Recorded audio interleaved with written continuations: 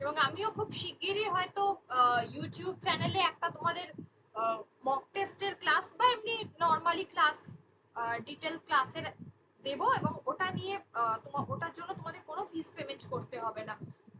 তো সেই ক্লাসটা মক টেস্টের জন্যই থাকবে, ডিফারেন্ট মক টেস্ট পাবে তোমাদের যেগুলো পড়াচ্ছি সকলের জন্যই থাকবে, ওটা ফ্রি অফ কস্ট সবার জন্য, তোমরাও দেখতে পাবে।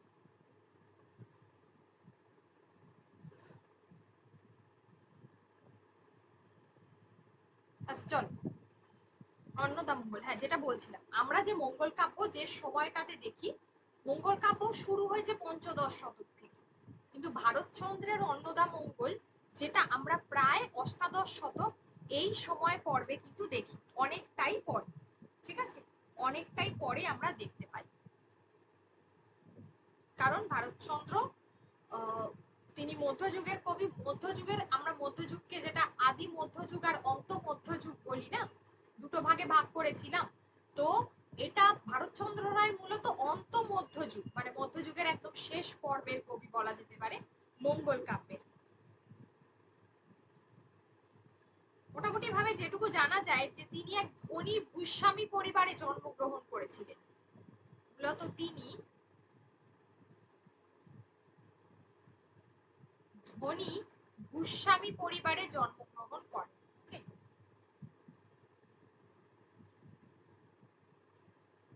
পরিবারে জন্মগ্রহণ করেছিলেন 1705 থেকে 1710 এই সময় পর্ব, অনেকে আবার 1712, মোটামুটি ভাবে 1705 থেকে 1710 এই সময় পর্বে ভারতচন্দ্র রায়ের যে জন্ম এটা বলা যেতে পারে।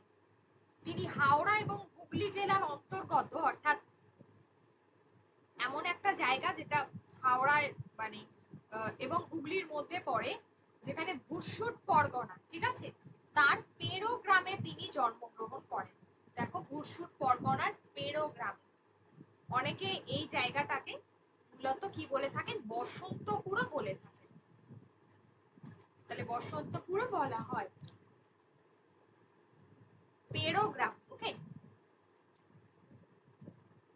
তার পিতা ছিলেন নরেন্দ্রনাথ রায়, কেউ বলেন নরেন্দ্র নারায়ণ রায়, তো তার পিতা নরেন্দ্র নারায়ণ রায় একজন সম্ভ্রান্ত তোমার কি বলে ভূম অধিকারী ছিলেন, ঠিক আছে, তবে কোনো কারণে বর্ধমানের রাজা তার উপর ক্রুদ্ধ হয়ে গিয়েছিলেন, ফলে তার রাজ্য তিনি ভুরসুট আক্রমণ করে বসেন এবং সেটাকে তার কাছ থেকে নিয়ে নেন, এবং এই বর্তমানের রাজার সঙ্গে তার একটা যে মতবিরোধ তৈরি হয় বা বিরোধের কারণে বলা যেতে পারে তার যে সম্পত্তি সেটা সবটাই হারিয়ে তিনি সর্বশান্ত হন। এই হচ্ছে তার পরিবারের ঘটনা।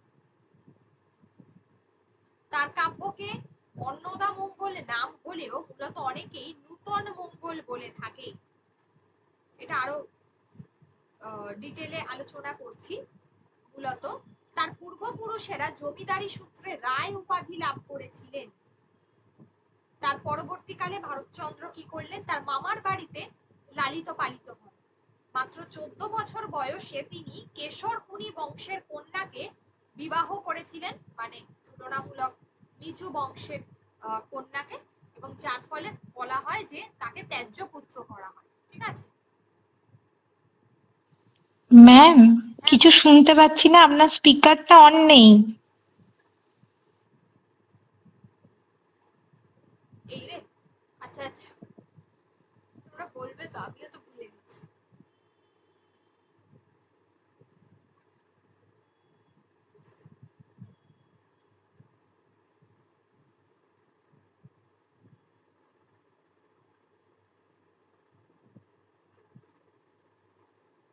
আচ্ছা আরেকবার বলছি। আচ্ছা, ভারতচন্দ্র রায় যিনি মূলত আমাদের মঙ্গল, এবার শোনা যাচ্ছে তো? হ্যাঁ। হ্যাঁ হ্যাঁ, এবার শোনা যাচ্ছে।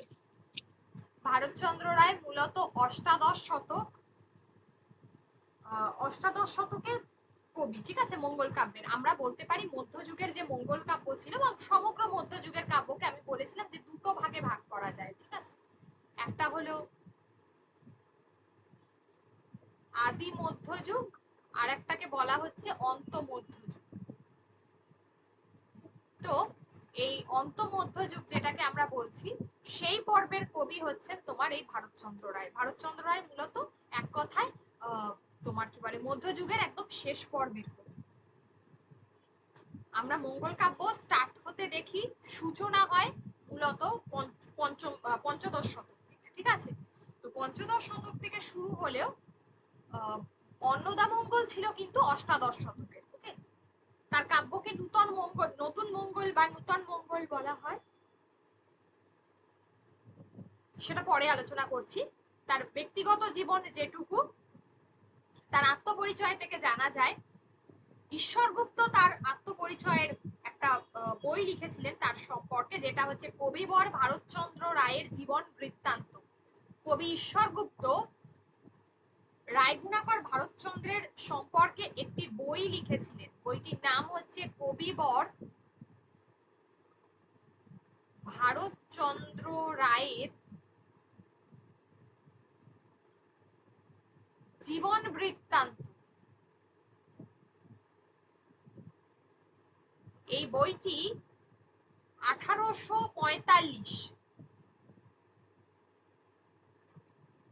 1845 খ্রিস্টাব্দে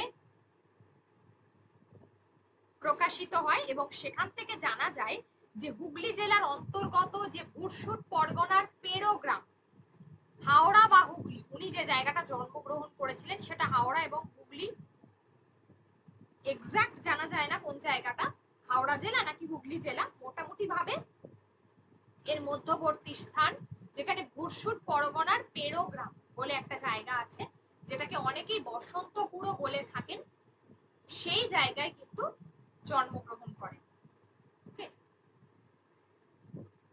জন্মস্থান, জন্মকাল হচ্ছে 1705 থেকে 1710 খ্রিস্টাব্দ, মোটামুটি ভাবে এই সময় ধরা হয়, অনেকে 1712-13 হিসেবেও ধরে, ঠিক আছে?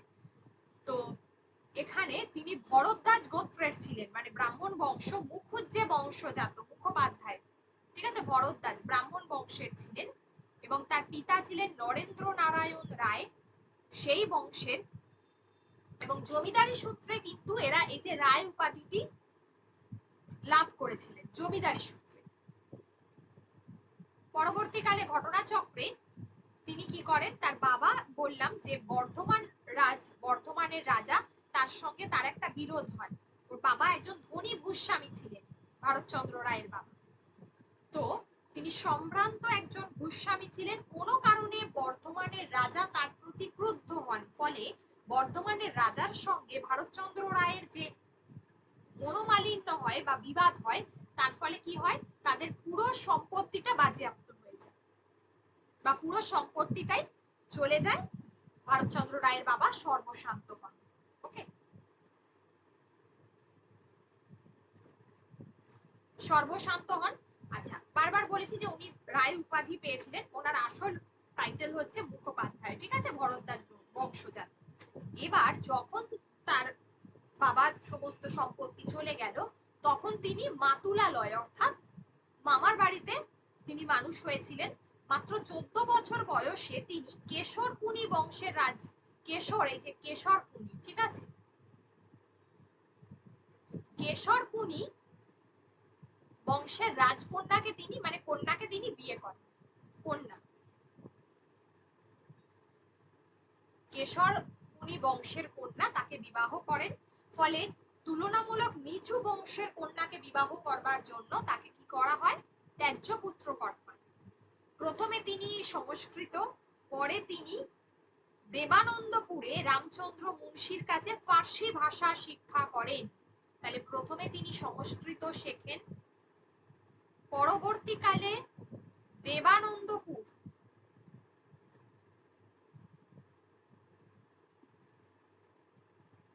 দেবানন্দপুরে কি করেন না, রামচন্দ্র মুন্সি, এই যে নামটা,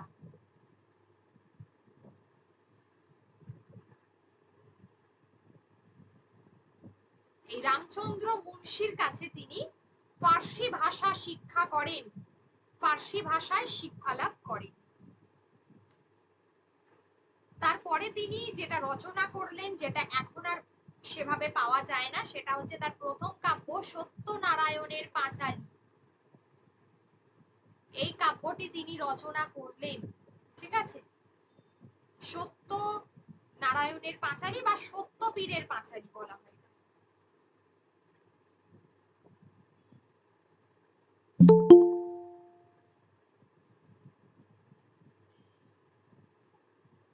সত্যপীরের পাঁচালী, ওকে।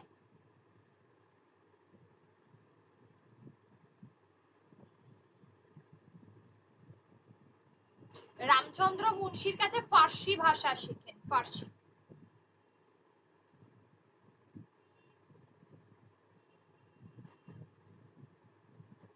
তারপরে তিনি সত্যপীরের পাঁচালী রচনা করলেন। এই অবস্থায় এই সময়ে তিনি বর্ধমান যে রাজা, তাদের আমলাদের চক্রান্তে তিনি কারারুদ্ধ হয়ে যান এবং সেখান থেকে পরবর্তীকালে তিনি কটকে পালিয়ে যান এবং পরে বৃন্দাবনে যান, ঠিক আছে। তার খানাকুলে আবার তিনি ফিরে আসেন পরবর্তীতে। তার তখন বাড়ির লোকেরা তাকে চিনে ফেলে এবং তাকে আবার তোমার ধরে আনে। এই অবস্থায় তিনি ইন্দ্রনারায়ণ চৌধুরীর কাছে উপস্থিত হন তার ভাগ্যের অন্বেষণ। মানে হঠাৎ করে তিনি খুঁজে পান যেটা হচ্ছে ফরাসডাঙ্গার একজন দেওয়ান ইন্দ্রনারায়ণ চৌধুরী, ঠিক আছে। তারই সুপারিশে তিনি রাজা কৃষ্ণচন্দ্রের সভাসদ পদ লাভ করলেন। তাহলে এখানে আমরা বলছি ফরাসডাঙ্গা, ফরাসডাঙ্গার দেওয়ান। এইভাবে ঘুরতে ঘুরতে ইন্দ্রনারায়ণ চৌধুরী,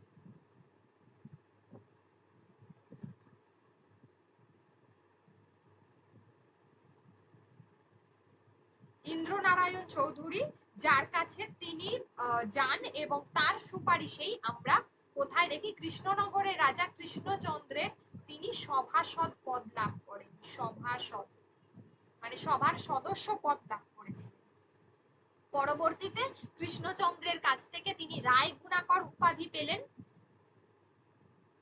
কৃষ্ণচন্দ্র তাকে রায় গুণাকর উপাধি দেন এবং তার নির্দেশেই তিনি অন্নদামঙ্গল কাব্য, যেটা হচ্ছে তার শ্রেষ্ঠ কাব্য অন্নদামঙ্গল, রচনা করলেন।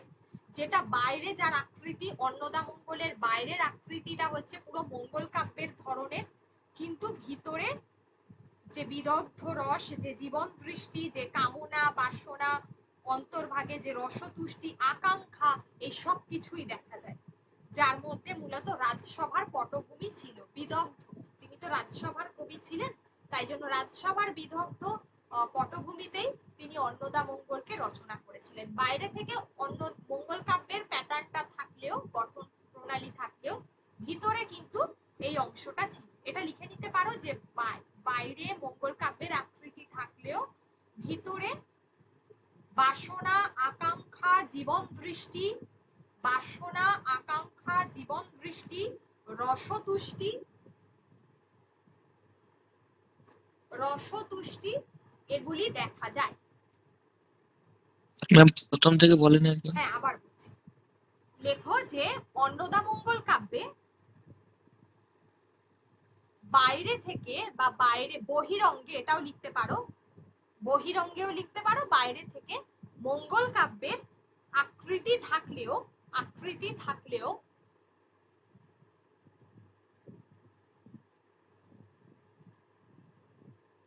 অন্তর্ভাগে মানে ভিতরে দেহজ ভাবনা, কামনা, আকাঙ্ক্ষা, রঙিন জীবন দৃষ্টি, আস্তে আস্তে লেখো, দেহজ ভাবনা, আকাঙ্ক্ষা, কামনা, রঙিন জীবন দৃষ্টি,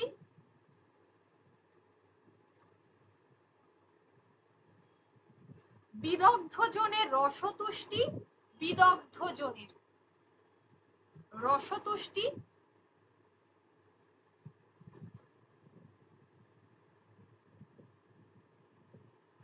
রাজসভার বিদগ্ধতা প্রভৃতি দেখতে পাওয়া যায়। রাজসভার বিদগ্ধতা প্রভৃতি দেখতে পাওয়া যায়।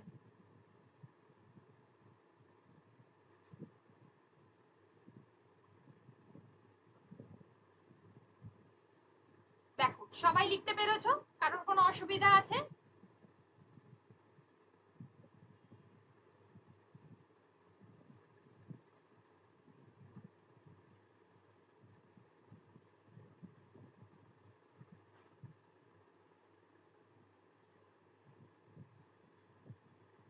কারোর কোনো অসুবিধা আছে?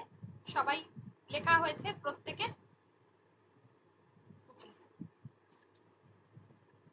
মূলত মঙ্গল কাব্যতে আমরা যেমন দেখি গ্রামীণ পরিবেশ, তারপর পল্লীভূমির তোমার কি বলে একটা যে পরিবেশ, এগুলো কিন্তু অন্নদামঙ্গলে খুব একটা দেখা যায় না। এখানে নগর জীবন বেশি করে দেখা গেছে। এই সময় বাংলা সাহিত্যে রাজনৈতিক এবং সামাজিক সংকট, এরপরে আমি যখন ইসলামী সাহিত্য পড়াবো আরাকান রাজসভা, তখন অলরেডি বলে দেবো সপ্তদশ শতকেই কিন্তু বাংলার সাহিত্যে একটা রাজনৈতিক এবং সামাজিক একটা সংকটের জায়গা তৈরি হয়েছিল। অষ্টাদশ শতকে সেটা আবারও মানে সেটা আরো বৃদ্ধি পায় বলা যেতে পারে। এবং এই যে তোমার কি বলে এই সময় এই বিষয়গুলো কিন্তু অন্নদামঙ্গল কাব্যে জড়িয়ে পড়ে, বা অন্নদামঙ্গল বাঙালি জীবনের যে বিশৃঙ্খলা, বাঙালি চেতনার যে স্খলন, শিথিলতা, তারা যে মূল্যবোধ হারিয়ে ফেলছিল, এই প্রত্যেকটা বিষয় কিন্তু অন্নদামঙ্গল কাব্যে উঠে আসতে শুরু করে।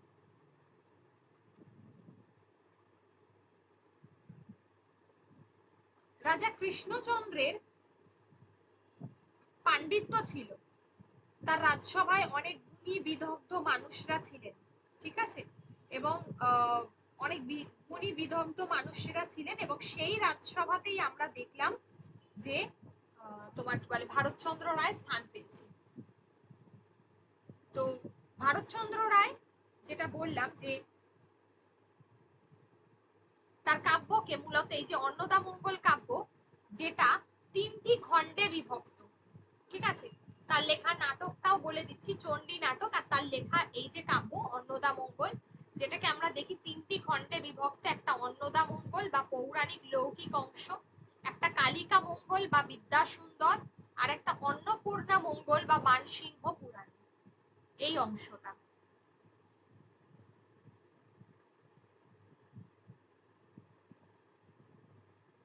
তাহলে প্রথম তিনি যে কাব্যটি রচনা করেছিলেন, যেটা হলো সত্যপীরের পাঁচালী 1738, দেখো এখানে লেখা আছে 37, 38, 1738।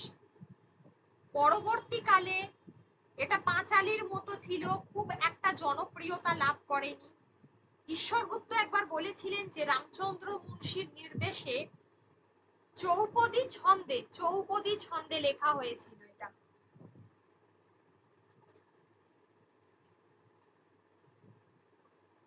চৌপদী ছন্দে লেখা হয়েছিল রামচন্দ্র মুন্সির নির্দেশে, যে রামচন্দ্র মুন্সির কাছে তিনি ফার্সি ভাষা শিখেছিলেন, সেই রামচন্দ্র মুন্সির নির্দেশে চৌপদী ছন্দে কাব্যটি লেখা হয়েছিল।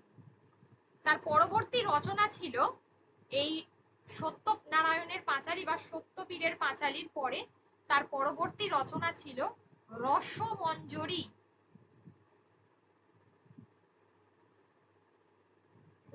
রসমঞ্জরী, যেটা 1749 লিখেছিলেন। 1749 তিনি লেখেন রসমঞ্জরী, যেখানে আমরা সংস্কৃত অলংকার শাস্ত্র, সংস্কৃত কাব্যের নায়ক নায়িকাদের বর্ণনা, এই সমস্ত আছে।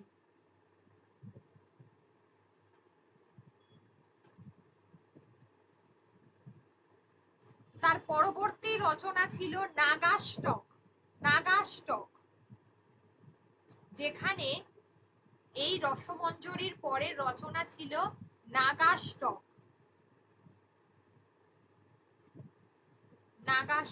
ওকে, যেটা 1750 খ্রিস্টাব্দে রচিত হয় নাগাষ্টক।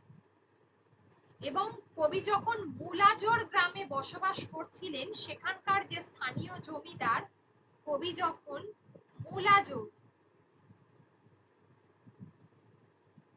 মুলাজোড় গ্রামে বসবাস করছেন, সেখানকার স্থানীয় জমিদার রামচন্দ্র নাগ, তার অত্যাচারের বর্ণনা তিনি এই কাব্যে করেছেন। রামচন্দ্র নাগ, মুলাজোড়ের জমিদার রামচন্দ্র নাগ, ওখানকার স্থানীয় জমিদার, তার অত্যাচারের কাহিনী এই নাগাষ্টক কাব্যের মধ্যে রয়েছে। এই কাব্যের পরে তিনি লেখেন হচ্ছে অন্নদামঙ্গল কাব্য।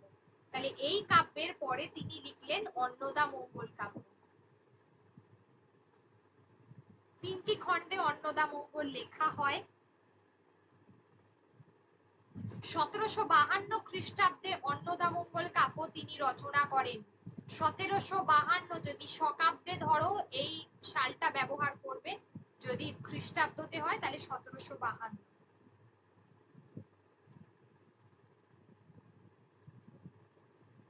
এই কাব্যে তিনি, তার উদ্দেশ্য ছিল কাব্য রচনার, যে দেবী অন্নদা কিভাবে ভবানন্দ মজুমদারকে কৃপা করেছিল এবং ভবানন্দ কিভাবে জাহাঙ্গীরের দ্বারা অন্নপূর্ণা পুজো করেছিল, দিয়ে রাজা খেতাব লাভ করেছিল, সেই বর্ণনা দেওয়া। ভবানন্দ মজুমদার তিনি দেবী অন্নপূর্ণার কিভাবে কৃপা লাভ করলেন এবং জাহাঙ্গীরকে দিয়ে তিনি কিভাবে অন্নপূর্ণা পুজো করিয়ে রাজত্ব এবং রাজা খেতাব লাভ করলেন, সেই বর্ণনা এই কাব্যের মূল উদ্দেশ্য ছিল।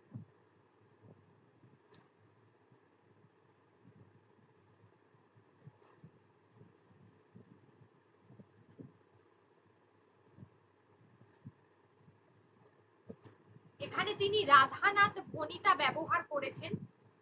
অন্নদামঙ্গল কাব্য পরবর্তীতে গৌর কিশোর বা গঙ্গা কিশোর ভট্টাচার্যের সম্পাদনায় আনুমানিক 1816 খ্রিস্টাব্দে প্রকাশিত হয়, যেটাকে আমরা মুদ্রিত বলি, সেই জায়গাটা গৌর কিশোর বা গঙ্গা কিশোর ভট্টাচার্যের সম্পাদনায়। ঠিক আছে,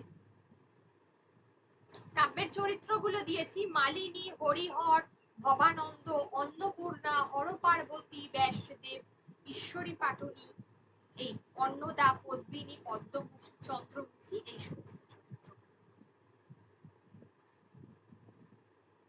বাংলা যখন আলীবর্দী খাঁয়ের শাসনে রয়েছে, বাংলায় বর্গী আক্রমণ, মানে বাংলায় মারাঠাদের যে আক্রমণ, সেটাকে ওই শিশুদেরকে ভোলানোর জন্য বলা হতো বর্গী আক্রমণ। ঠিক আছে, যখন বাংলা বর্গী আক্রমণে পর্যদস্ত, সেই সময় থেকে অন্নদামঙ্গলের শুরু, যেখানে নবাব কর্তৃক কৃষ্ণচন্দ্র, রাজা কৃষ্ণচন্দ্র নবাব কর্তৃক কয়েদ হচ্ছে। বিপন্ন রাজা তিনি কি করছেন, অন্নদার বন্দনা করছেন, মানে মানে আর কি মাতা অন্নপূর্ণার, দেবতা অন্নপূর্ণার তিনি কি করছেন, বন্দনা করছেন।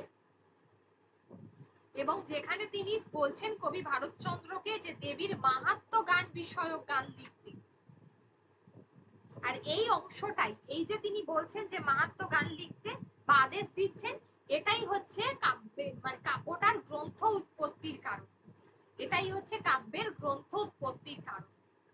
তাহলে তিনি কয়েদ হচ্ছেন নবাবের দ্বারা, তখন তিনি রক্ষা করার জন্য দেবী অন্নদার সাহায্য প্রার্থনা করছেন এবং ভারতচন্দ্রকে নির্দেশ দিচ্ছেন যে তিনি যেন দেবীর মাহাত্ম্য গান নিয়ে কিছু রচনা করেন, গান লেখেন। তো এইটি হচ্ছে কাব্যের গ্রন্থ উৎপত্তির কারণ।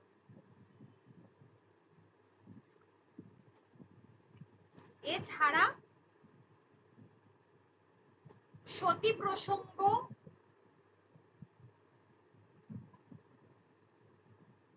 তারপরে হলো হরপার্বতীর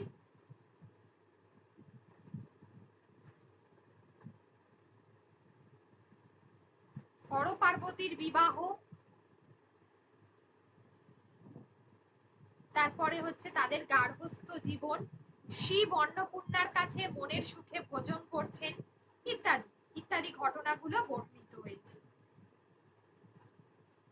আবার এই কাহিনীর সঙ্গে আরেকটা মানে সহ কাহিনী, মানে আরেকটি কাহিনী, আরো দুটি কাহিনী বর্ণিত হয়েছে, যেটা একটা ব্যাসদেবের কাহিনী আর একটা মার্কণ্ডেয় পুরাণের কাশী খণ্ডের অন্তর্গত। দ্বিতীয়টা ওই হরিহরের কাহিনী, মানে একটা হচ্ছে মার্কণ্ডেয় পুরাণ থেকে নেওয়া হয়েছে ব্যাসদেবের কাহিনী।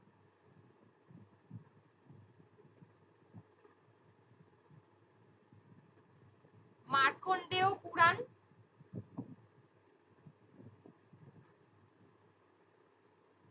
যেখান থেকে হচ্ছে ব্যাসদেবের কাহিনী।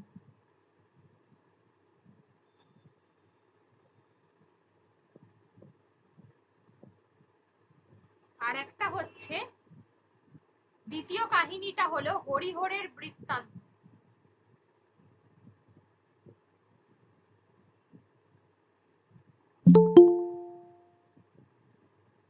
হরিহরের বৃত্তান্ত, যেটা হচ্ছে ভবানন্দ মজুমদারের প্রতি দেবীর যে কৃপা সেই কাহিনীটা, ভবানন্দ মজুমদারের প্রতি দেবীর যে কৃপা সেই কাহিনীটা রয়েছে। ঠিক আছে, তাহলে একটা হলো হরিহরের বৃত্তান্ত আর একটা হলো ব্যাসদেবীর কাহিনী, এই দুটো সহ কাহিনী রয়েছে। তাহলে প্রথম খণ্ডের মধ্যে তিনটে কাহিনী রয়েছে, উপকাহিনী, হরিহর, ভবানন্দ আর ব্যাসদেবীর কাহিনী।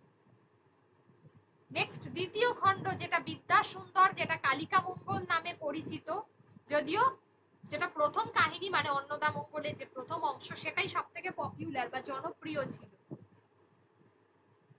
ভারতচন্দ্র কালিকা মঙ্গলের উপর ভিত্তি করে একটা গ্রন্থ রচনা করেছিলেন।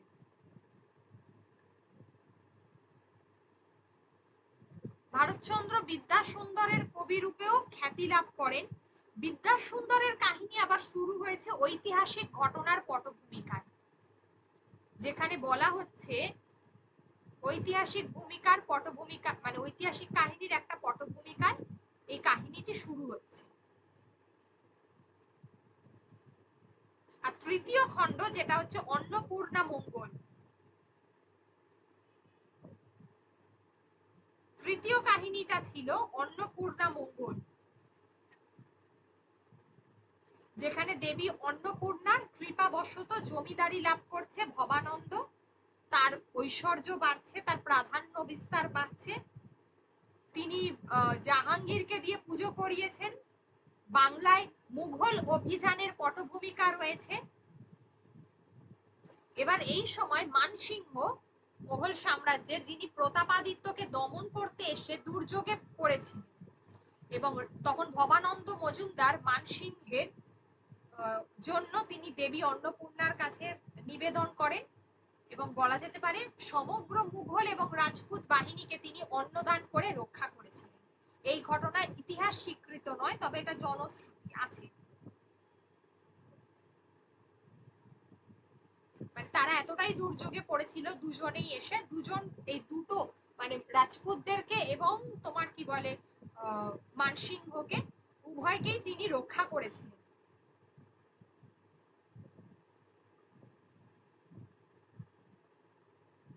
পরবর্তীকালে মানসিংহ প্রতাপাদিত্যকে ধরে নিয়ে যায় দিল্লিতে, এবং সেখানে প্রতাপাদিত্যের মৃত্যু হয় আর কি। ঠিক আছে,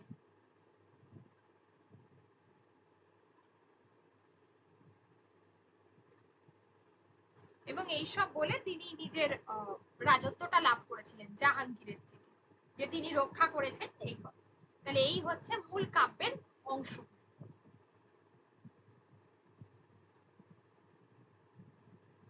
প্রথম খণ্ডে যে তিনটে উপকাহিনী আছে দিয়ে দিয়েছি দেখো। এবার বলি অন্নদা মঙ্গল কাব্যর তোমার কি বলে যে আরেকটা নামেও ডাকা হয়, যেটাকে আমরা বলি নূতন মঙ্গল।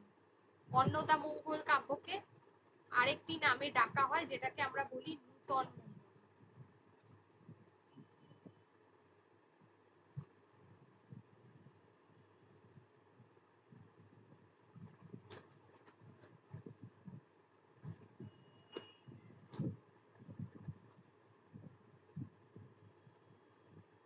তিনি তার কাব্যে পয়ার, ত্রিপদী এই ছন্দগুলোর ব্যবহার করেছেন। পয়ার, ত্রিপদী, বিশেষ করে পয়ারের ছন্দ ব্যবহার করা হয়েছে কাব্যে। পয়ার, ত্রিপদী, চতুষ্পদী, পয়ার, ত্রিপদী, মূলত পয়ার ব্যবহার করা হয়েছে। এছাড়া পয়ার আর ত্রিপদী আর চতুষ্পদী ছন্দ ব্যবহার করা হয়েছে। অলংকারের ক্ষেত্রে ব্যবহার করেছেন অনুকার, ব্যবহার করেছেন অনুপ্রাস,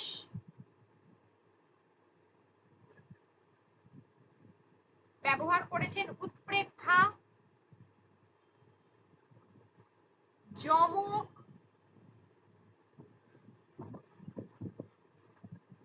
ব্যজস্তুতি।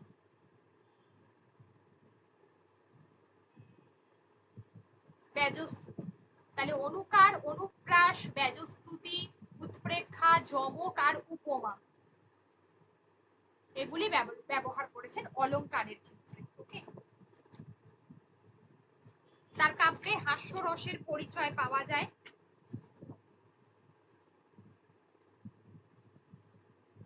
তাকে যুগসন্ধির কাব্য মানে কবি বলা যেতে পারে। কেন তার কাব্যকে নূতন মঙ্গল বলা হয়েছে?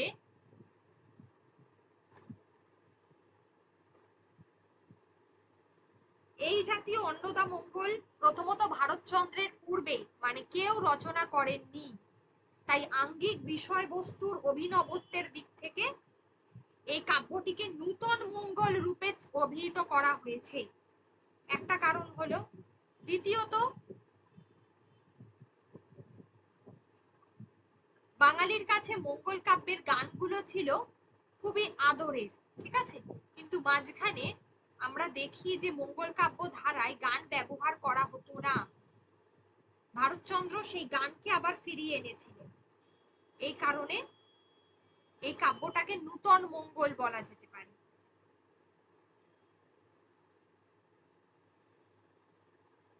কাব্যে পৌরাণিক এবং সামাজিক এই দুইয়ের ঘটনার একসাথে প্রতিফলন ঘটেছে, যা এর আগে আমরা কোনো মঙ্গল কাব্যে দেখতে পাই না, একমাত্র মুকুন্দরাম চক্রবর্তী চণ্ডী মঙ্গল ছাড়া। সেই কারণে কাব্যটিকে নূতন মঙ্গল বলা হয়। কোথাও মঙ্গল কাব্যের গতানুগতিকতার মধ্যে ভারতচন্দ্র হারিয়ে যাননি।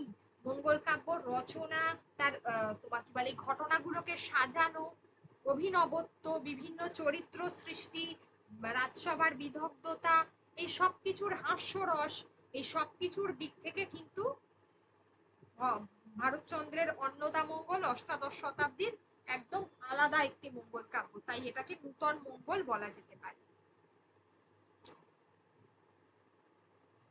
আর ভারতচন্দ্রকে বলেই দিলাম তিনি যুগসন্ধির কবি। একদিকে যখন মোগল সাম্রাজ্য শেষ হয়ে যাচ্ছে, বিদেশিরা ভারতবর্ষে প্রবেশ করছে, ঠিক এই যে সময় এক বর্গীর হামলা হচ্ছে, চতুর্দিকে অত্যাচার, উৎপীড়ন, আশ্রয়হীনতা, নিরাপত্তার অভাব, মানুষ একটা চরম বিপর্যয়ের সম্মুখীন হয়েছে। এই একটা পরিস্থিতিতে ভারতচন্দ্রের অন্নদামঙ্গল কাব্য রচিত হয়েছিল।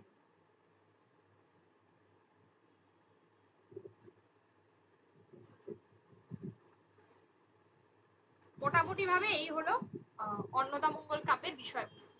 এবার তোমরা বলো, তোমাদের দিক থেকে যদি কারোর কোনো কোয়েশ্চেন থাকে বলো। আছে?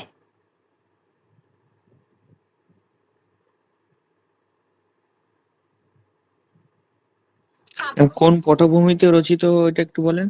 হ্যাঁ, কোনটা বলো? ওই তো কোন পটভূমিতে রচিত হয়েছে? ও কোন পটভূমিতে রচিত হয়েছিল? লেখো যে মূলত ভারতচন্দ্রের ভারতচন্দ্র রায় ছিলেন একজন যুগ সন্ধিক্ষণের কবি, ঠিক আছে? তো মূলত মোগল সাম্রাজ্যের শেষ দিক এবং বিদেশি শাসকরা যখন ভারতবর্ষ আক্রমণ করছে, ঠিক এর মধ্যবর্তী সময় তখনই এই কাব্যটি রচিত হয়েছিল এই পটভূমিতে। আর একদিকে বর্গীর আক্রমণ ঘটছে, মানুষের জীবন, অত্যাচার, উৎপীড়ন, নিরাপত্তার অভাব,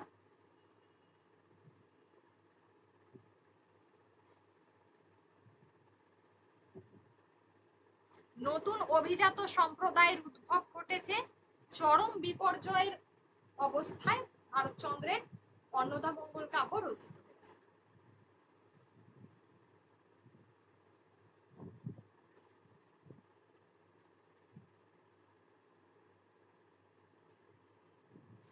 ম্যাম, আচ্ছা, মার্কণ্ডেয় পুরাণ কি সহকাহিনী? হ্যাঁ হ্যাঁ, একদমই তাই। হ্যাঁ বলো, বলো। ম্যাম বলছি যে চৌপদী আর চতুষ্পদী একই ছন্দ তো? একই এক।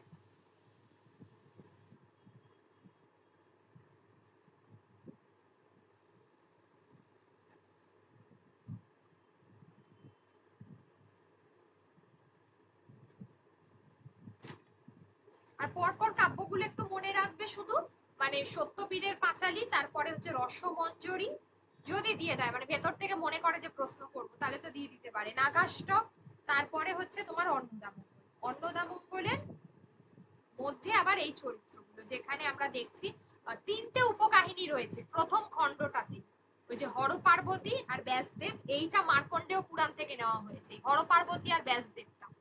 আর হরিহর আর ভবানন্দ এই দুটো আলাদা আলাদা, এটা কাল্পনিক।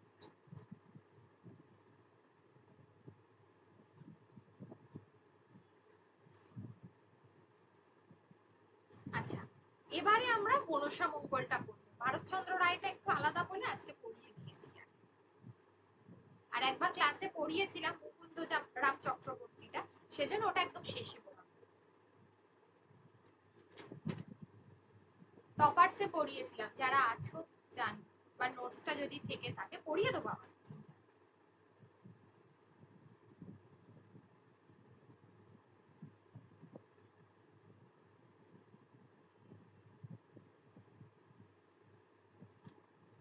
আচ্ছা,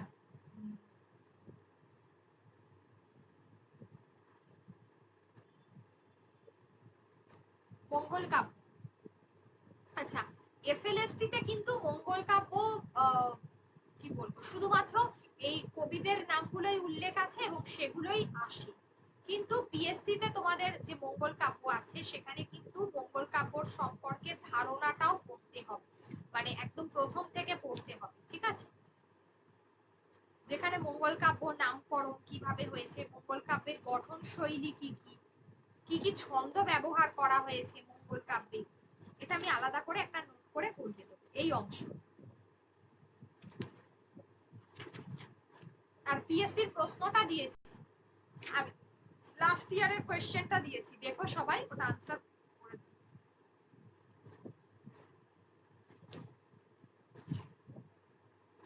কি ধরনের প্রশ্ন আসে?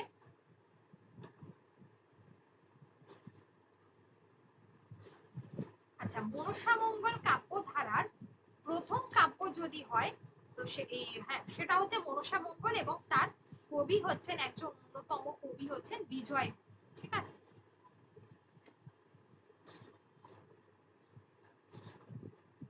আর আরেকটা আছে তোমাদের কেতকাদাস ক্ষেমানন্দ।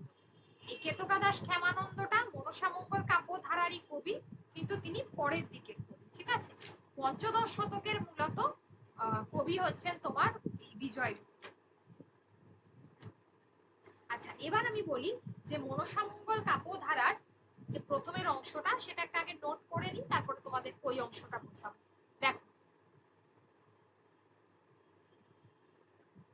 দেখো মনসা মঙ্গল কাব্য ধারায় বিজয়গুপ্ত, ইনি কবি, ইনি তো পঞ্চদশ শতকের কবি, ঠিক আছে? কিন্তু ইনি একমাত্র প্রথম কবি ছিলেন না, প্রথম কবি ছিল কানা হরিদত্ত। মনসা মঙ্গল কাব্য ধারার প্রথম কবি ছিল কানা হরিদত্ত, আদি কবি বলা হয় যাকে,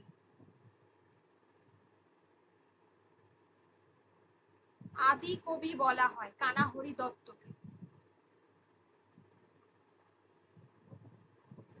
তারপরে কিন্তু হরিদত্তর সম্পর্কে কিছুই জানা যায় না, তার তোমার কি বলে কাব্যের নামটাও সেভাবে জানা যায় না। মূলত এটুকু জানা যায় শুধু যে তিনি খ্রিস্টীয় চতুর্দশ শতাব্দীর শেষ ভাগে বর্তমান ছিলেন, চতুর্দশ শতকের শেষ দিক। তার কাব্যের নাম, যে তিনি কবে তার আবির্ভাব কাল, যে তিনি কবে কাব্য রচনা করেছেন, এইসব বিষয়ে কিছু জানা যায় না। এরপরে হচ্ছে বিজয়গুপ্ত, যিনি হচ্ছেন পঞ্চদশ শতাব্দীর কবি, যেটা আমাদেরকে পড়তে হবে। এই বিজয়গুপ্তর কাব্যের নাম হচ্ছে পদ্মা পুরাণ। ওকে, পদ্মা পুরাণ। প্যারীমোহন দাশগুপ্ত, যিনি প্রথম উদ্যোগী হয়ে 1303 বঙ্গাব্দে সর্বপ্রথম বরিশাল থেকে বিজয়গুপ্তের পদ্মা পুরাণ প্রকাশ করেন। তাহলে সর্বপ্রথম হচ্ছে প্যারীমোহন দাশগুপ্ত, যিনি 1303 বঙ্গাব্দে বরিশাল থেকে, লেখা আছে কিনা দেখি, তাহলে লিখতে হবে না, এই যে কাব্যটি 1303 বঙ্গাব্দে প্রথম প্রকাশিত হয়, প্রকাশিত করেছিলেন কে? প্যারীমোহন দাশগুপ্ত।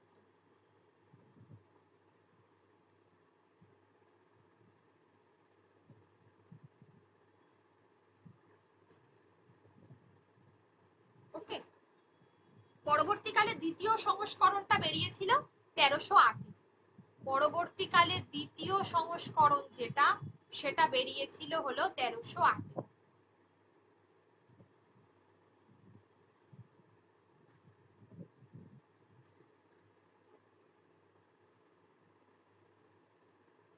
1308-এ দ্বিতীয় সংস্করণ বেরিয়েছিল। আচ্ছা, বিজয়গুপ্ত মূলত কাব্যটি রচনা করেছিলেন 1486। অনেকে বলে 1486, আবার যেটা প্যারীমোহন গায়েন আবার এই তথ্য দিয়েছেন। আবার অনেকে মনে করে থাকেন যে না 1494 হচ্ছে। দীনেশচন্দ্র সেন যেটা বলেছেন, দেখো এই যে অংশটা, এটা বলেছেন দীনেশচন্দ্র সেন, যেটা বলছেন যে 1494। তাহলে প্রথম বলা হয় যে 1486, এই সালটা বলেছিল কে? এটা বলেছে প্যারীমোহন গায়েন। আর পরবর্তীকালে দীনেশচন্দ্র সেন বলছেন 1494-তে। ঠিক আছে। বিজয়গুপ্ত পঞ্চদশ শতাব্দীর শেষ ভাগে হুসেন শাহের রাজত্বকালে বিদ্যমান ছিলেন। পঞ্চদশ শতাব্দীর শেষ ভাগ রাজা হুসেন শাহ তার রাজত্বকালে বিদ্যমান ছিলেন, মানে জন্মগ্রহণ করেন বা সমসাময়িক ছিলেন। হুসেন শাহ যদিও 1493 খ্রিস্টাব্দে গৌড়ের সিংহাসনে বসে থাকেন, তাহলে বিজয়গুপ্তের রচনাকাল হবে, কাব্যের রচনাকাল 1494, এটা মনে করা হয়। তিনি মনসামঙ্গল পূর্ববঙ্গের কবি ছিলেন। বরিশাল থেকে এটি প্রকাশিত হয়, খেয়াল রাখতে হবে এটা। তিনি পূর্ববঙ্গের কবি।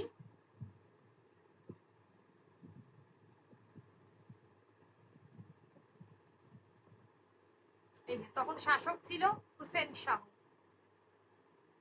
তার জন্মস্থান ছিল বরিশাল জেলার গৈলাফুল্লশ্রী গ্রামে। এখনকার কনটেক্সটে ওটা বরিশালে অবস্থিত। পিতা ছিলেন সনাতন, মাতা ছিলেন রুক্মিণী। ওকে। তার ছদ্মনাম রয়েছে রাধানাথ, এটা মনে করা হয়, এগুলো নিয়ে বিভ্রান্তি রয়েছে। তবে হুসেন শাহর সমসাময়িক ছিলেন বলেই মনে করা হয়। ঠিক আছে। মূলত বিজয়গুপ্ত তার কাহিনী রচনা করতে গিয়ে ব্রত কথাকে বেশি গুরুত্ব দিয়েছেন। ব্রত কথা, বাংলায় সেই সময় ব্রত কথা খুব প্রচলিত ছিল। বিজয়গুপ্ত তার কাহিনী রচনা করতে গিয়ে ব্রত কথাকে বেশি গুরুত্ব দিয়েছেন, সেইভাবেই তিনি চরিত্রাঙ্কন করেছেন। বাস্তবতা এবং মনস্তাত্ত্বিকতা কাব্যের মধ্যে দুটোকেই তিনি সমানভাবে গুরুত্ব দিয়েছেন। হরপার্বতীর গার্হস্থ্য জীবন এই অবলম্বনে বিজয়গুপ্ত কাহিনীর সূত্রপাত ঘটিয়েছেন।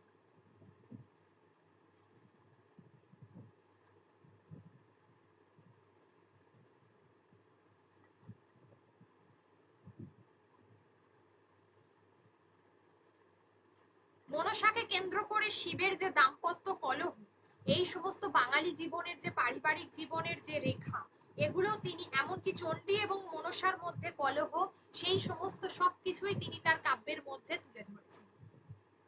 তাকে প্রাক চৈতন্য যুগের কবিও বলা হতে পারে। এই বিষয়গুলো তার কাব্যের মধ্যে এসেছে।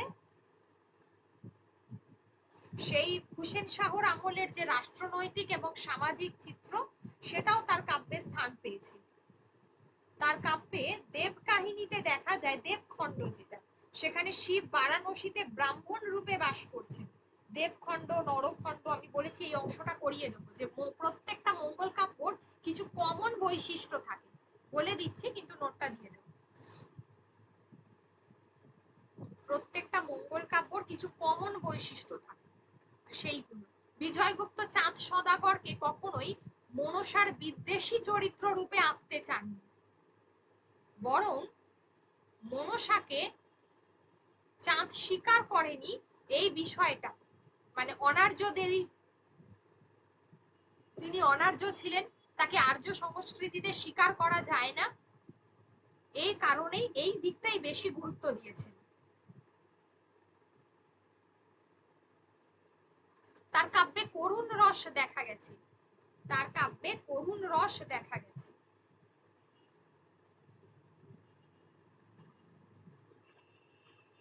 এই যে করুণ রস প্লাস হচ্ছে হাস্যরস। তার কাব্যে বৈষ্ণবীয় একটা প্রভাব লক্ষ্য করা গেছে, বৈষ্ণবীয় প্রভাব।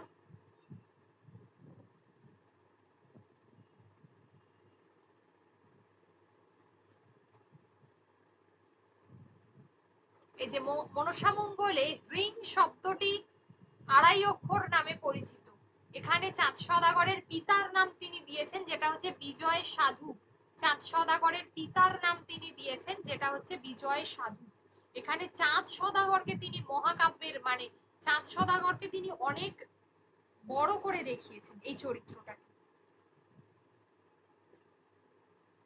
পয়ার ত্রিপদী ছন্দের ব্যবহার করেছেন। পয়ার ত্রিপদী ছন্দের ব্যবহার করেছেন। উপমা ব্যবহার করেছেন, অলংকার হিসাবে উপমার ব্যবহার করেছেন। অলংকার, উপমা।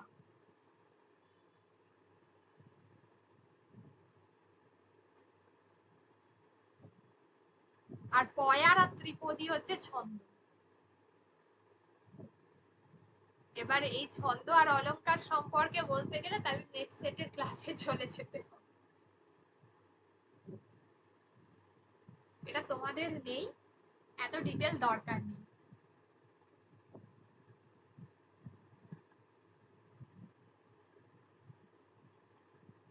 আদি তোমার কি বলে তিনি হচ্ছেন মূলত চৈতন্য পূর্ব যুগের কবি, এটা আগেই বলে দিয়েছি, খেয়াল রেখো।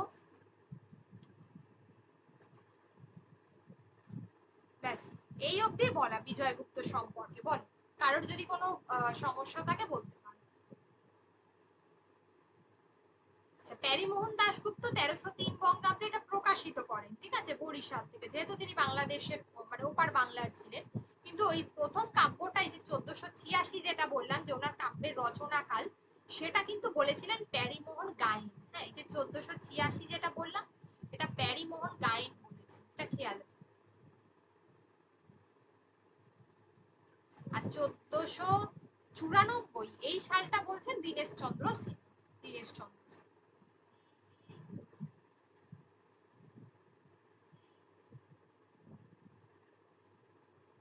হ্যাঁ, আর এখানে যেটা বলছিলাম যে দেখো প্রত্যেকটা মঙ্গল কাব্যের একটা কমন পার্ট রয়েছে, ঠিক আছে, এটা তো দেবই নোটে।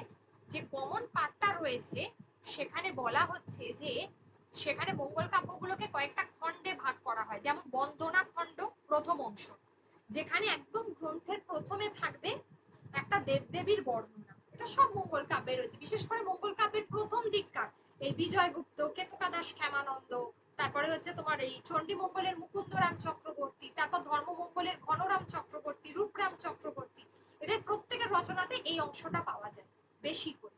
সবার ক্ষেত্রেই আছে। ভারতচন্দ্র রায় আর মুকুন্দরাম চক্রবর্তী এই দুজন একটু আলাদাভাবে লিখেছে, প্রেজেন্টেশনটা একটু অন্যরকম, যার জন্য এরা দুজন বেশি পপুলার। যাকে যেটা গঠন শৈলী সেটা হচ্ছে বন্দনা খণ্ড প্রথমটা, যে যেখানে একদম গ্রন্থের প্রথমেই আছে দেবদেবীর প্রতি বর্ণনা করা হচ্ছে। দেবদেবীকে যেমন আমরা আমাদের বাবা মা বা গুরুজনদেরকে তোমার কি বলে শ্রদ্ধা নিবেদন করি, তেমনি দেবদেবীকে তারপর বাবা মা এবং গুরুদেরকে শ্রদ্ধা নিবেদন করে সে যে কবি সে কাব্যটা লিখতে বসছে সকলকে নিয়ে, বা কাউকে গানের আকারে শোনাচ্ছে। গেল প্রথম অংশ যেটা বন্দনা খণ্ড। তারপরে হচ্ছে গ্রন্থ উৎপত্তির কারণ, কেন তিনি এই গ্রন্থটা উৎপত্তি করেছেন তার কারণটা তিনি জানতে মানে জানাচ্ছেন আর মানুষকে, বা কার নির্দেশে করেছেন, কোন স্বপ্নাদেশ পেয়ে করেছেন, আর নিজের কবির নিজের আত্মপরিচয় দিচ্ছেন, কি অবস্থায় তিনি করেছেন, তার জন্ম কোথায়, এই পুরো ডিটেলটা তিনি দিচ্ছেন গ্রন্থ রচনার ক্ষেত্রে। সমসাময়িক যে সময়টাতে তিনি তোমার কি বলে অবস্থান করছেন, সমসাময়িক সেই সমাজ, সেই সময়ের যে রাজনৈতিক যে সামাজিক যে সাংস্কৃতিক প্রেক্ষাপট সেটাকে তিনি তুলে ধরছেন। তাতে করে আমরা সেই সময়ের সাহিত্য রচনার একটা তোমার কি বলে একটা সেই সময়কালটা সম্পর্কে আমরা জানতে পারি। এটা গেল গ্রন্থ উৎপত্তির কারণ। আর নিজের বর্ণনা দিচ্ছেন, ওনার নাম কি, ওনার বাবা কি, ওনার মা কি, ওনার সমগ্র যে তোমার কি বলে ফ্যামিলি, সেই পরিবারের কথা তিনি তুলে ধরেছেন। দেবখণ্ড এর পরের অংশটা যেটা হলো 3 নম্বর, তাহলে প্রথম হলো বন্দনা খণ্ড, তারপর হলো গ্রন্থ উৎপত্তির কারণ বা আত্মপরিচয়।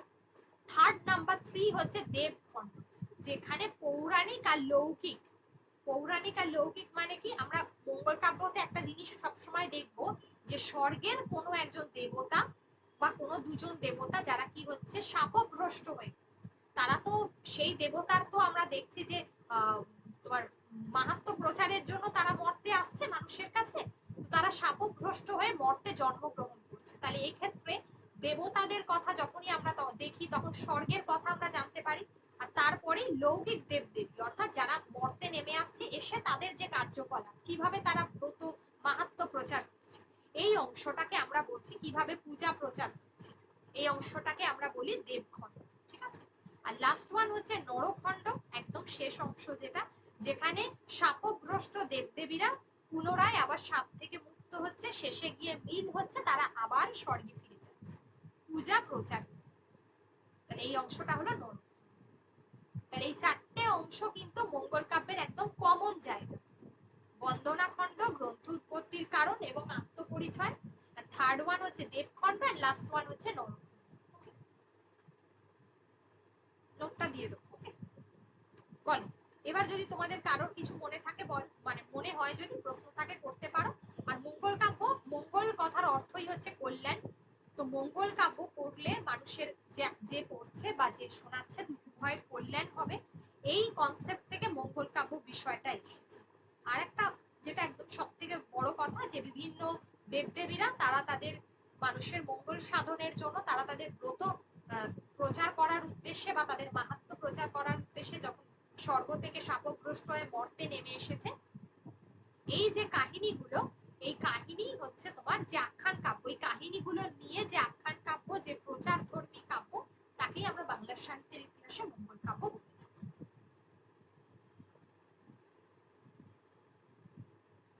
Any question?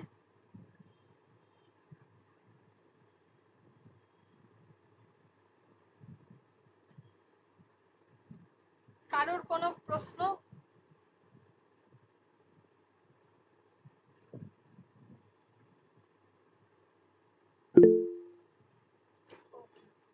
পড়া বোঝাতে পারছি? পড়া বুঝতে পারছো সবাই? অসুবিধা হচ্ছে না তো? এবারে আমরা পড়বো নব নব সৃষ্টি। এটা একটু টাফ আছে, আজকে পড়িয়ে দেব, কালকে প্রশ্নটা দিয়ে আগে পড়িয়ে দিই। এটা একটা প্রবন্ধর আকারে সৈয়দ মুস্তাফা আলীর একটা গ্রন্থ, নব নব সৃষ্টি।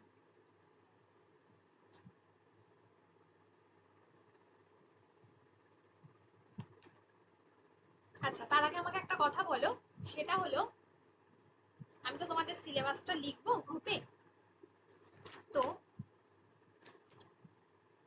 আমাকে একটু বলো যে এই জীবন আর নূতন জীবন এই দুটোই কি কমপ্লিট হয়ে গেছে, নাকি নূতন জীবন আর ঘর করিয়েছি এই জীবনটা করাই? একটু আমাকে বলো যে কোনটা কোনটা হয়েছে। কবিতা, কবিতা সাত ভাই চম্পা হয়েছে। হ্যাঁ ম্যাম হয়েছে। আচ্ছা, তারপরে হচ্ছে তোমার এই জীবনটা কি হয়েছে?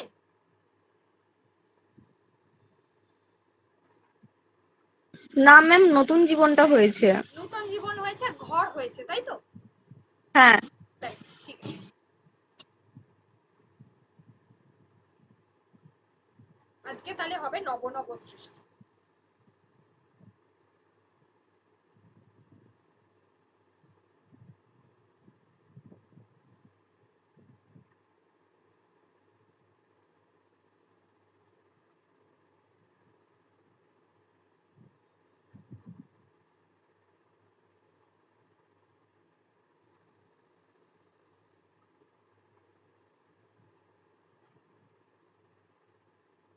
যখন পড়বে ভিডিওটা দেখে নেবে, আমি তো পাঠিয়ে দেবো রাত্রে,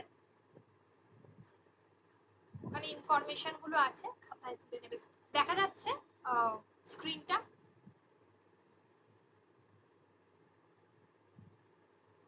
আমি বলে দিচ্ছি কোন কোন লাইনগুলো থেকে প্রশ্ন আসবে পড়াতে পড়াতে। তোমরা টেক্সটে দাগ দিয়ে নেবে, কিন্তু আমি এইভাবে তো দাগ দিতে পারবো না, এখানে তো দাগ দেওয়ার জায়গা নেই, আমি কালকে নোটে লিখে দেবো।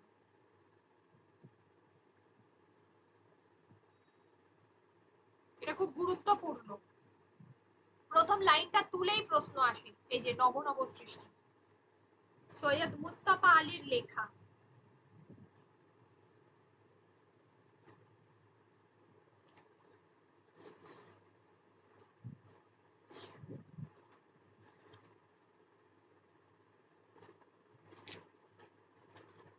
অনেক ছোট ছোট প্রশ্ন, আচ্ছা, সৈয়দ মুস্তাফা আলীর যে সালটা সেটা হলো 1904 থেকে 1974, প্রবাবলি তোমাদের নোটে আছে, পরে দেখিয়ে দিচ্ছি। টেক্সট আগে পড়িয়ে দিই, তারপর দেখিয়ে দিচ্ছি।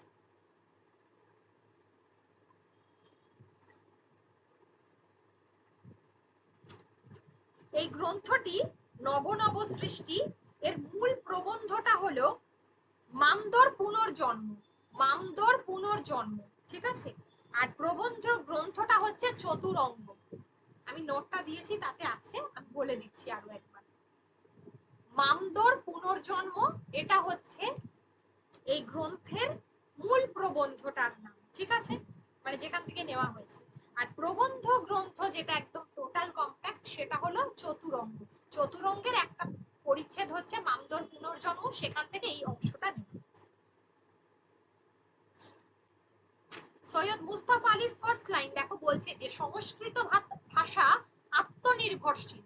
এই লাইনটাতে দাগ দিয়ে রাখো, এটাতেই প্রশ্ন আসে যে কোন ভাষা আত্মনির্ভরশীল, কারণ এখানে আমরা অনেকগুলো ভাষার কথা জানতে পারবো।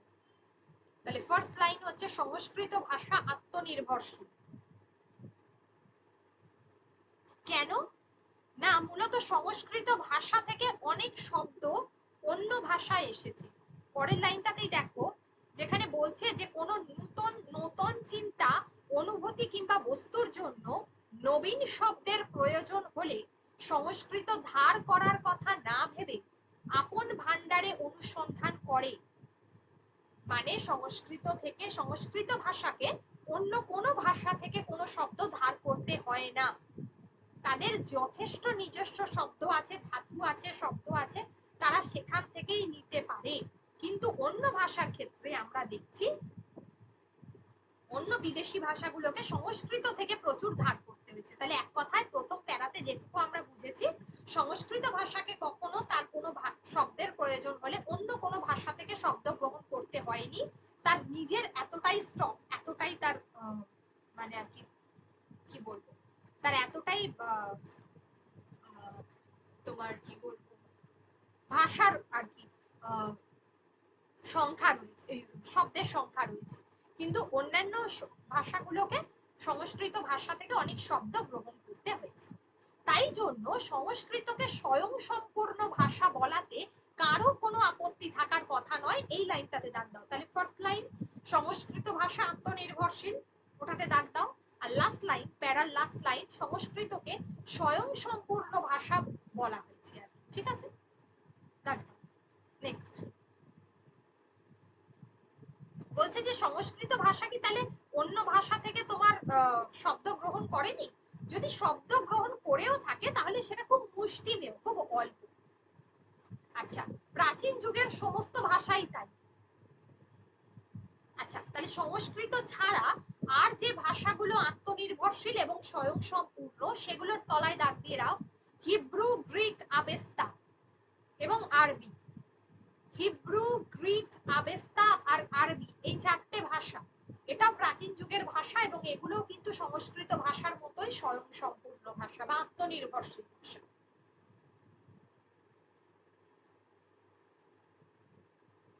হয়ে গেছে এইটুকু। পরেরটা বলছি, দেখো বর্তমান যুগের ইংরাজি আর বাংলা ভাষার কথা বলি। এই ভাষাটা কিন্তু আত্মনির্ভরশীল ভাষা নয়। আমরা প্রয়োজনে অপ্রয়োজনে এই ভাষার জন্য আমরা অন্যান্য ভাষা থেকে প্রচুর শব্দ নিয়েছি। পাঠান মোগল যুগে আইন, আদালত, খাজনা, খারিজ নতুন রূপে, মানে এই যে আমরা বলি না যে দেশি শব্দ, বিদেশি শব্দ, তারপরে দেখো আমরা পড়ি যে কোনটা আরবি শব্দ, কোনটা ফার্সি শব্দ। তো এক্ষেত্রে পাঠান আর মোগল এই দুই যুগেই আমরা প্রচুর আরবি আর ফার্সি শব্দের তোমার কি বলে শব্দ, প্রচুর আমরা শব্দ গ্রহণ করেছি। এই লাইনটাতে দাগ দিয়ে রাখো। তাহলে পাঠান মোগল যুগে আমরা যে দুটো ভাষা থেকে বেশি করে শব্দ নিয়েছি সেগুলো কোনগুলো দেখো, এই আইন, আদালত, খাজনা, খারিজ, কথায় বলে যে আইন রিলেটেড সমস্ত শব্দ, যেটা আরবি শব্দ, আর বাকিগুলো ফার্সি শব্দ, তাই না? তো এই জায়গা এগুলো হচ্ছে প্রচুর শব্দ আমরা গ্রহণ করেছি। পরবর্তী যুগে ইংরাজির মাধ্যমেও আমরা অন্যান্য ভাষা থেকে, ইংরাজি ভাষার অনেক শব্দ কিন্তু অন্যান্য ভাষা থেকে এসেছে, মানে ফ্রেঞ্চ থেকে এসেছে, এটা মনে করা হয় ইংরাজি ভাষার শব্দ। তাহলে এইটুকু নিয়ে কারোর কোনো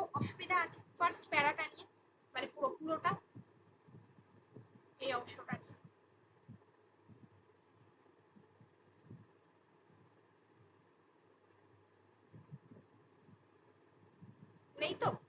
তাহলে যদি বলে আত্মনির্ভরশীল ভাষা কোনগুলো, সেটাকে আলাদা করবে পড়বার সময়। আর যখন দেখবে যে আত্মনির্ভরশীল ভাষা নয় কোনগুলো সেগুলো, সেটা আলাদা করবে। এবার আত্মনির্ভরশীল ভাষা যেগুলো, সেগুলো জানবে যে প্রাচীন ভাষা, প্রাচীন যুগের ভাষা। আর আত্মনির্ভরশীল ভাষা নয় যেটা, সেটা কি করবে, সেটা আবার কোন কোন ভাষা থেকে এসেছে, মানে ইংরেজি ভাষা আর বাংলা ভাষা, তারা কোন ভাষা থেকে শব্দ গ্রহণ করেছে। এবং সেই যে ভাষা থেকে শব্দ গ্রহণ করেছে, যেমন আমরা দেখছি ওই পর্তুগিজ বা ফার্সি ভাষা, সেখানকার শব্দগুলো কি কি, ওই যে দেখো আইন, আদালত, খাজনা, খারিজ, এই সমস্ত শব্দ দাগ দিয়ে দেখো। তাহলে এখান থেকে মোটামুটি এইটুকু হয়ে গেল। এগুলো নোট ডাউন করে ফেলতে হবে ছোট ছোট।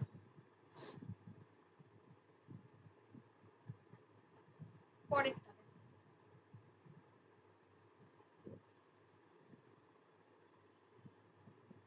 হ্যাঁ, পরীক্ষা কবে নেব? পরীক্ষাটা নেব হচ্ছে 15 তারিখের পরে। তোমরা পড়ো, আমি আজকেই আমি সিলেবাসটা দিয়ে দিচ্ছি। 15 তারিখের পরে নেব।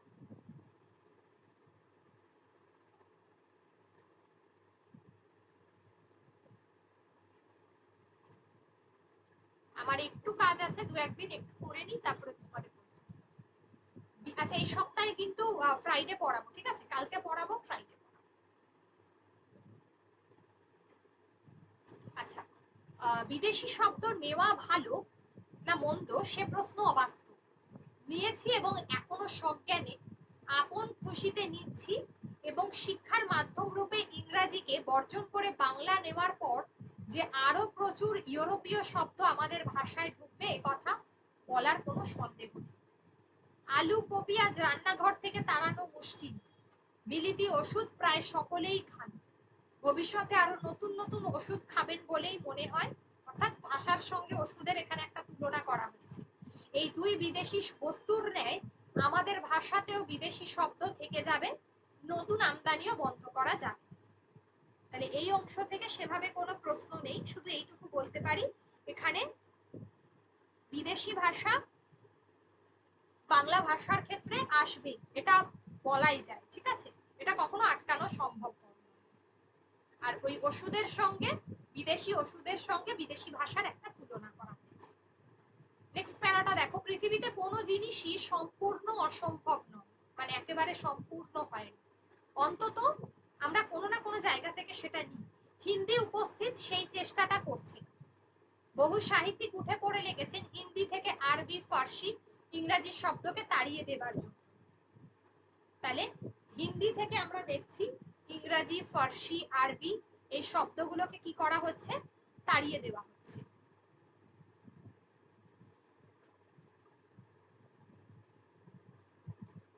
তাহলে হিন্দি থেকে কি কি শব্দ তাড়িয়ে দেওয়া হচ্ছে, লাইনে দাগ দাও। আমার তরুণ পাঠকেরা নিশ্চয়ই দেখে যাবেন, ফল যদি ভালো হয় তখন তারা না হয় চেষ্টা করে দেখবে। যেমন রবীন্দ্রনাথ স্বচ্ছন্দে লিখেছেন, আব্রু দিয়ে, ইজ্জত দিয়ে, ইমান দিয়ে, বুকের রক্ত দিয়ে। এই যে শব্দগুলো, আব্রু, ইজ্জত, ইমান, এই শব্দগুলো, ঠিক আছে? এই শব্দগুলো রবীন্দ্রনাথ কি কি শব্দের ব্যবহার করেছেন সেইগুলো। আর কাজী নজরুল ইসলাম ইনক্লাব, তোমরা এর আগেই বিদ্রোহী কবিতাটা কিছুদিন আগেই পড়েছো, সেখানে দেখেছো যে ইনকিলাব বা ইনক্লাব নয়, শব্দটা দেখো এখানে কিন্তু এই রচনায় তিনি প্রচুর কিন্তু আরবি ফার্সি শব্দের ব্যবহার করেছেন, ঠিক আছে? আর অতিশয় নিষ্ঠাবান ব্রাহ্মণ পণ্ডিত হরপ্রসাদ, তাহলে এখানে কোন কোন কবিদের কথা বলা হচ্ছে বা লেখকদের কথা বলা হচ্ছে সেগুলো দাগ দেবে। নাম্বার 1 রবীন্দ্রনাথ ঠাকুর, কাজী নজরুল ইসলাম, হরপ্রসাদ শাস্ত্রী, তিনি আরবি ফার্সি বিরুদ্ধে জেহাদ ঘোষণা করা আহাম্মুখী বলে মনে করছেন, মানে তিনিও চান। আলাল এবং হুতমের ভাষা, যেটাকে আমরা দেখি ওই যে প্যারিচাঁদ মিত্র আর কালীপ্রসন্ন সিংহ, তাই তো? এই দুজনের কথা বলা হচ্ছে। আলালের ঘরের দুলাল, যেটা হচ্ছে তোমার প্যারিচাঁদ মিত্রর লেখা, এই যে আলাল যেটা প্যারিচাঁদ মিত্রের লেখা, হয়নি আমি সব নোট করে দেবো, ঠিক আছে? আর হুতম প্যাঁচার নকশা, যেটা হচ্ছে কালীপ্রসন্ন সিংহের লেখা, দাগ দিয়ে দেবে। তারাও কিন্তু ইভিন হিন্দির ক্ষেত্রে, হিন্দির বঙ্কিম বলা হয় প্রেমচন্দ্রকে। এই প্রেমচাঁদের কথা আমরা যখন ভারতীয় সাহিত্য পড়বো তখন আবার কিন্তু আমরা সেখানে পড়বো। তিনিও কিন্তু হিন্দিতে তাকে মানে তাকে হিন্দি ভাষার বঙ্কিমচন্দ্র বলা হয়, ঠিক আছে?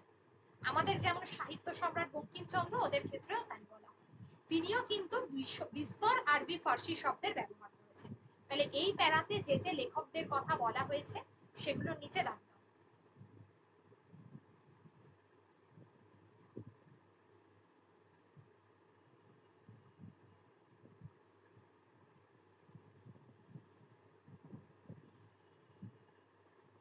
আচ্ছা, এবার দেখো,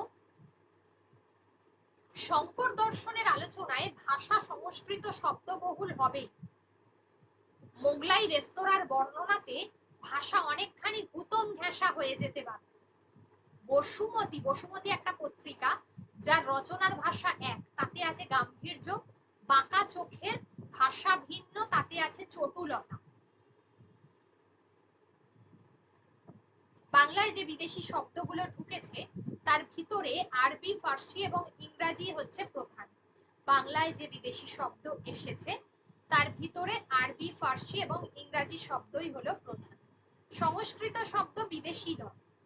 পর্তুগিজ, ফরাসি, স্প্যানিশ এতটাই কম যে সেগুলো নিয়ে অত্যাধিক দুশ্চিন্তা করার কোনো কারণ নেই। তাহলে বাংলায় যে বিদেশি শব্দ এসেছে সেগুলো বেশিটাই কিন্তু তার মধ্যে প্রধান কি? আরবি, ফার্সি আর ইংরেজি। আরবি, ফার্সি আর ইংরেজি বাংলা শব্দ। আর সংস্কৃত শব্দ বিদেশি নয়, আর বাদবাকি যে বিদেশি শব্দগুলো রয়েছে তার স্টক অনেক কম। এখানটা দাগ দিয়ে দেবে। বসুমতী যে পত্রিকা সেটা খেয়াল রাখবে, ঠিক আছে? বসুমতী হচ্ছে একটা পত্রিকার নাম।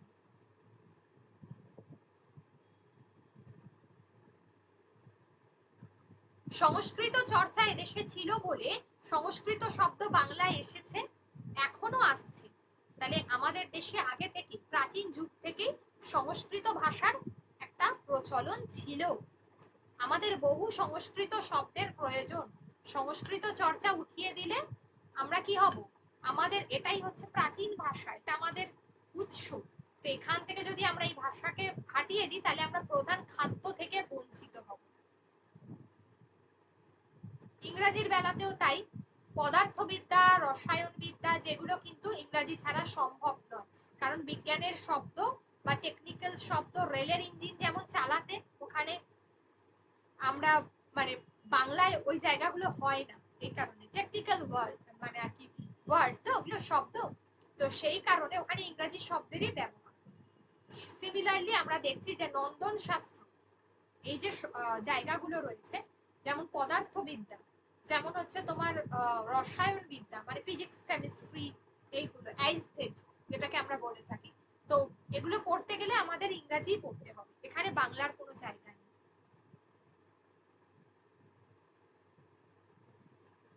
একমাত্র আরবি, ফার্সি শব্দের বেলা অনায়াসে বলা যেতে পারে এই দুই ভাষা থেকে ব্যাপকভাবে আর নতুন শব্দ বাংলায় আসবে না। মূলত মানে যেটুকু আসার সাহিত্যিকরা মোটামুটি ভাবে তারা নিয়ে এসেছেন, আর নতুন ভাবে শব্দ আসার কোনো চান্স নেই।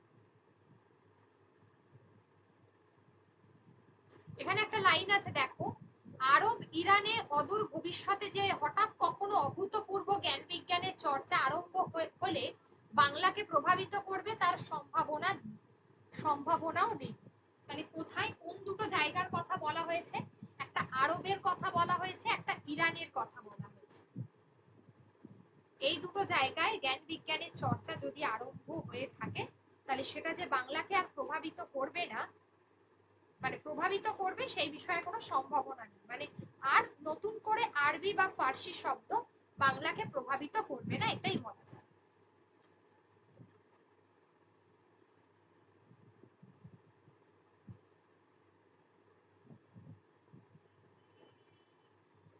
আচ্ছা, এবার চণ্ডী থেকে আরম্ভ করে হুতম পর্যন্ত, মানে কি মধ্যযুগ থেকে আধুনিক যুগ, এই পর্বটাকে বলা হয়েছে। এই পর্বে প্রচুর আরবি এবং ফার্সি ভাষা অলরেডি ব্যবহার করা হয়েছে। অধুনা মানে এখনকার আধুনিক বিশ্ববিদ্যালয়গুলোতে ছাত্রছাত্রীকে বাধ্য করে পুরনো বাংলা পড়তে হয়, বাধ্য করে।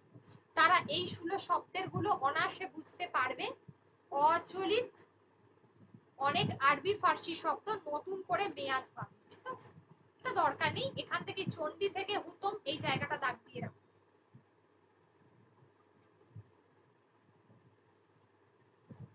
এবার দেখো, মাদ্রাসায় প্রচুর পরিমাণে আরবি ফার্সা পড়ানো হয়েছিল, তবু কার্যত দেখা যায় যে ভারতীয় আর্যগণ মানে ইরানীয় আর্য সাহিত্য বা ফার্সির সৌন্দর্যে অভিভূত হলেন। আমরা যদি বাংলা ভাষার তোমার কিভাবে এলো সেটা যদি দেখি, তাহলে আমরা দেখবো ইন্দো ইউরোপীয় ভাষা থেকে এসেছে। ইন্দো ইউরোপীয় ভাষাকে দুই ভাগে ভাগ করা যায়, একটা ভারতীয় আর্য, একটা ইরানীয় আর্য। তো সেখানে আমরা কিন্তু বাংলা ভাষা এসেছে ভারতীয় আর্য ভাষা থেকে। আর ইরানীয় আর্য ভাষা যেটা এখানে বলছে দেখো, এই লাইনটায় দাগ দিয়ে রাখো যে ইরানীয় আর্য ভাষা যেটা ফার্সি, মানে ইরানীয় আর্য ভাষাতে ফার্সি ভাষার অনেক বেশি প্রভাব লক্ষ্য করা যায় বা ফার্সি ভাষা ব্যবহার করা হয়েছে। উর্দু ভাষা কিন্তু ফার্সির সঙ্গে রিলেটেড, আরবির সঙ্গে নয়, এটা খেয়াল রেখো, এই লাইনটা দাগ দাও।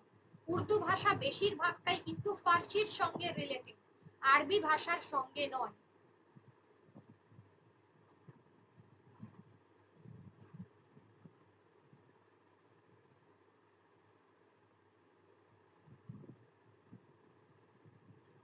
হিন্দি গদ্যের উপরও যে একটা বাইরের যে প্রভাব পড়ছে সেটা কিন্তু ফার্সি, আরবি নয়। ঠিক আছে, হিন্দি গদ্যের ওপর যে একটা প্রভাব পড়ছে সেটাও ফার্সি। আমাদের দেশে আরবির থেকে তাহলে ফার্সি ভাষায় বেশি প্রভাব পড়ছে।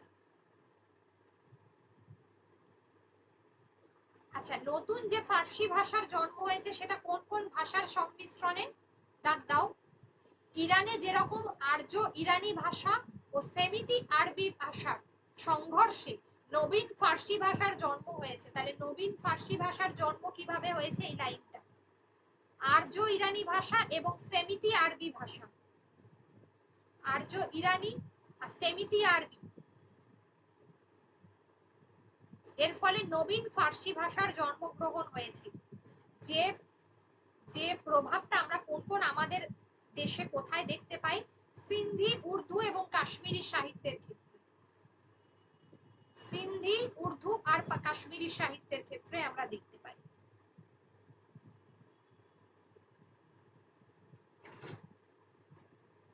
উর্দুর কবি ইকবাল, বারবার বলছি যে সমস্ত সাহিত্যিকদের কথা এখানে গল্পটাতে উঠে এসেছে খেয়াল করবে।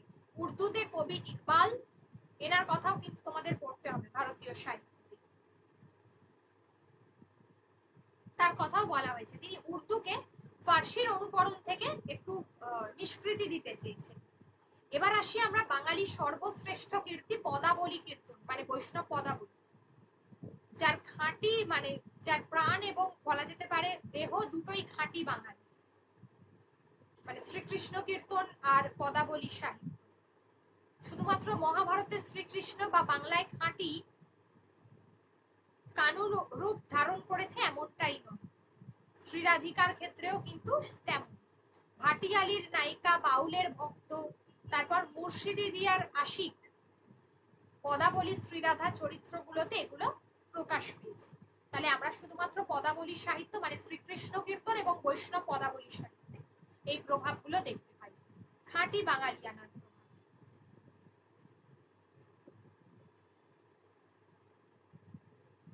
এখানে দেখো বলছে যে বাঙালির চরিত্রে বিদ্রোহ রয়েছে সব সময় বিদ্যমান।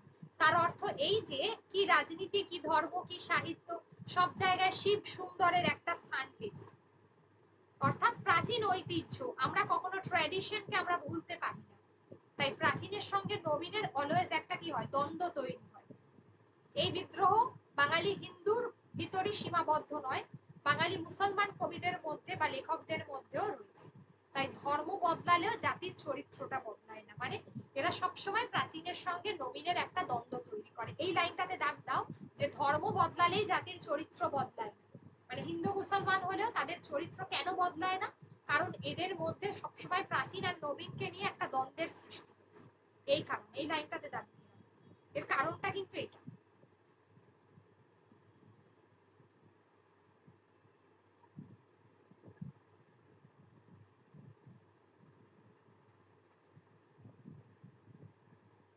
ওকে, এবার এই বিষয়বস্তুটা তো বলেছি প্রাবন্ধিক কেন মানে পুরো গ্রন্থটাকে দেখো, তিনি মানে লিখেছেন আর কি। গ্রন্থটাকে তিনি এই কারণেই লিখেছেন, আচ্ছা এটা শেষ হয়ে গেল নবনব সৃষ্টিটা। তোমার কি বলে, এই কারণেই লিখেছেন যেখানে সংস্কৃত, গ্রিক, হিব্রু এই প্রাচীন ভাষাগুলোর সঙ্গে তিনি বাংলা এবং ইংরাজি ভাষা এটা তুলনা করেছেন, এবং এই যে আরবি এবং ফার্সি শব্দ এই যে বাংলা ভাষায় প্রবেশ করেছে, তার মধ্যে ফার্সি শব্দ বেশি করে প্রবেশ করেছে। কোনটা আত্মনির্ভরশীল ভাষা, কোনটা স্বয়ং সম্পূর্ণ ভাষা নয়। অর্থাৎ এই লাস্ট লাইনটাতেই লেখক কিন্তু কি করেছেন, পুরো গ্রন্থটার কথা বলেছেন। এই যে যেখানে জাতির চরিত্র বদলায় না, ধর্ম আলাদা হতে পারে, এই যে প্রাচীন আর নবীনের যে দ্বন্দ্ব, এই যে স্বয়ং সম্পূর্ণ আর স্বয়ং সম্পূর্ণ নয়, এই যে দ্বন্দ্ব, সেটাই কিন্তু এই গ্রন্থের নবনব সৃষ্টির মূল মূল যে মানে আর কি নামকরণটা এখানেই সার্থক, এটাই মূল সুর বা মূল বিষয়বস্তু বলা যায়। ঠিক আছে, শব্দার্থগুলো বলে দিচ্ছি। টিকা, অনেকগুলো টিকা এখান থেকে আসবে, টিকাগুলো দিয়ে দেবো, দেখি এখানে আছে কিনা, কালকেই পেয়ে যাবে টিকাগুলো। টিকাগুলো আমি বলে দিচ্ছি, লিখে রাখো, আর আমি নোটটা দিয়ে দেবো।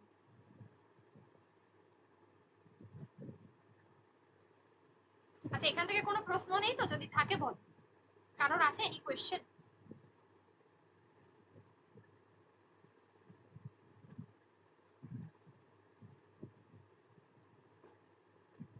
আচ্ছা রেমিকা, এই সপ্তাহে তুমি এক কাজ করো, এটা নিয়ে নিও, ওদেরকে বলে রেখেছি তো। তো তোমার কি বলে, রেকর্ডিংটা নিয়ে নিও, বরং পরের সপ্তাহে যদি আমার সময় হয় আমি ক্লাস করতে দেবো, ঠিক আছে? এমনি তোমাদেরকে দুদিন বলা আছে, কিন্তু আমার সময় হলে আমি ক্লাস করব। হ্যাঁ, যা হোক, এই তোমার কি বলে, এটা বলো আমাকে যে এই অংশটার কোনো অসুবিধা আছে কিনা বলো। নেই তো? তাহলে বলবো টেক্সটটা, টিকাগুলো বলে দেবো।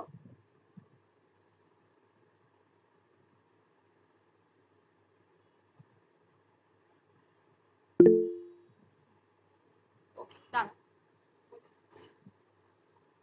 আচ্ছা, টিকা এখান থেকে অনেকগুলো করতে হবে, আমাদের যে সব জায়গা থেকে টিকা করতে হবে এমনটা নয়, কিন্তু আমাদের যেখান থেকে করতে হবে সেগুলো, যেমন আমরা দেখেছি না সাত ভাই চম্পাতে, তারপরে ধরো ওই কলিঙ্গের ঝড় বৃষ্টি যেটা রয়েছে, ওইগুলো থেকে প্রচুর টিকা করতে হবে। আমি বলে দেবো কোনটা কোনটা থেকে টিকা করবে, দেখে নিচ্ছি যে দিয়েছি কিনা। আচ্ছা, ওয়ার্ড গুলো, মিনিং গুলো দেওয়া আছে, প্রত্যেকে পড়বে। আচ্ছা, এখানে দেওয়া আছে টিকা, বেশ কিছু দেওয়া আছে, যেগুলো দেওয়া থাকবে না।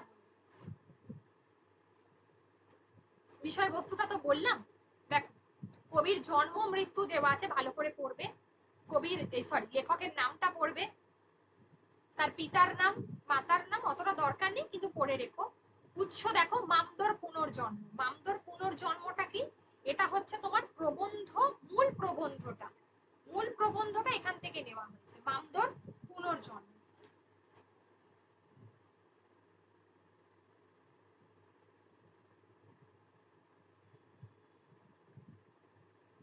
আর মূল গ্রন্থ এটা হলো প্রবন্ধ গ্রন্থটা।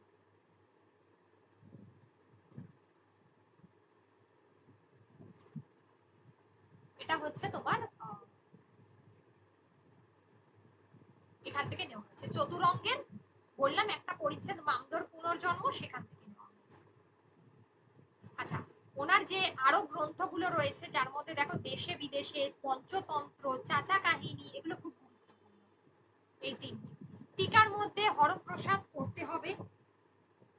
হরপ্রসাদ, পণ্ডিত হরপ্রসাদ শাস্ত্রী মহাশয়, যার জন্ম হচ্ছে নৈহাটি, তিনি মূলত তার সৃষ্টি যেটা, যে তিনি চর্যাপদের আবিষ্কর্তা, এগুলো তোমরা জানো, আমি পড়িয়েছি এর আগে। তিনি ছিলেন বঙ্গদর্শনের নিয়মিত লেখক। বঙ্গদর্শনের নিয়মিত লেখক। টিকাটা এখানে যেগুলো যেগুলো আছে সেগুলো থাকুক, তার সঙ্গে আমি কিছু অ্যাড করে দেবো। আচ্ছা, তিনি ছিলেন মূলত বঙ্গদর্শনের নিয়মিত লেখক, এবং তার সঙ্গে বঙ্কিমচন্দ্র চট্টোপাধ্যায়ের খুব ঘনিষ্ঠতা ছিল। তিনি আরো 3টি উপন্যাস লিখেছিলেন, 3টি উপন্যাস, যার মধ্যে একটা হচ্ছে বাল্মীকির জয়, একটা হলো কাঞ্চনমালা, একটা হচ্ছে বেদের বীজ।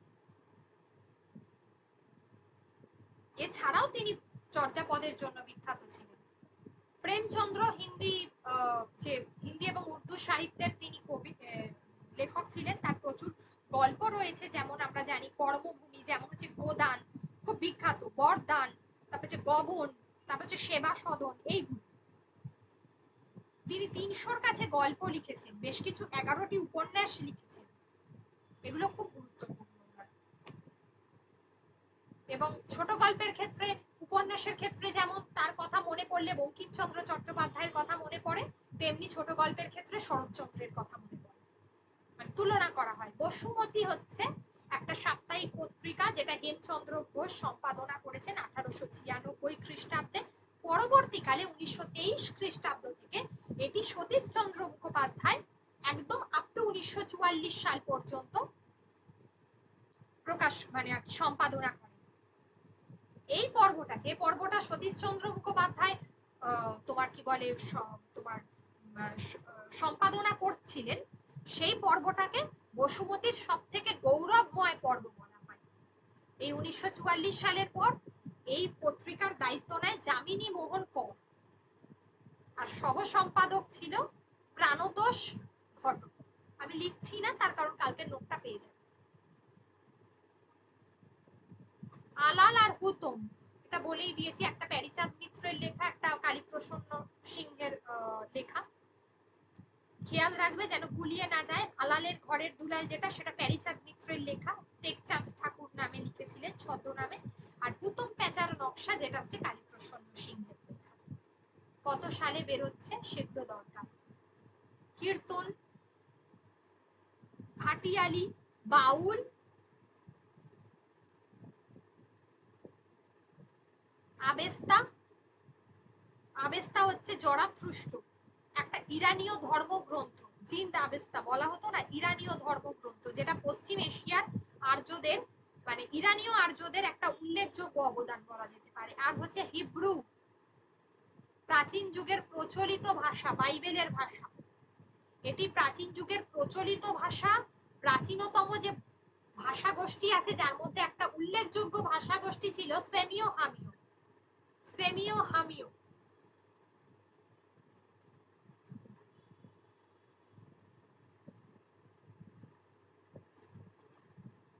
সেমিও হামিও, ঠিক আছে। এই সেমিও হামিও এর আবার দুটো ভাগ আছে, একটা পূর্বী একটা পশ্চিমী, যার মধ্যে পশ্চিমী ভাষাটা থেকে আমরা বাইবেলের ভাষাটাকে পাই। যে ওল্ড টেস্টামেন্ট, নিউটা নয়, ওল্ড টেস্টামেন্ট, বাইবেলের তো দুটো অংশ, ওল্ড টেস্টামেন্ট, সেখানে এই হিব্রু ভাষাটা দেখা যায়। এই পশ্চিমী ভাষা, সেমিও হামিওর দুটো ভাষা আছে, একটা পূর্বী আর একটা হলো পশ্চিমী। এই পশ্চিমীটাই হচ্ছে তোমার ওল্ড টেস্টামেন্টের ভাষা, বাইবেলের, সেই ভাষাটাই হচ্ছে হিব্রু।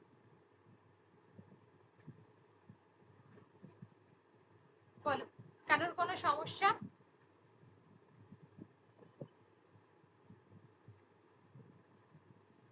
পুরো গ্রন্থটা বোঝা গেছে? পুরো প্রবন্ধটা?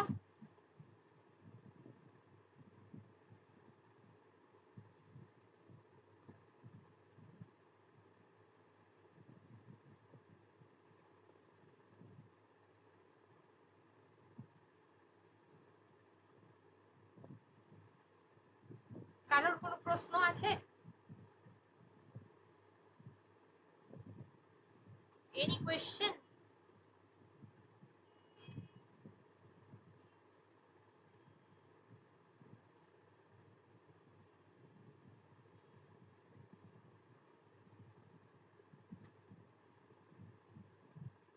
ওকে, কোনো কোয়েশ্চেন নেই যখন, কালকে এই অংশগুলো আমরা করব। অনেকদিন ধরে এগুলো করছি তো বোর হয়ে গেছি, এবার একটু টেস্টটা চেঞ্জ করা দরকার। কালকে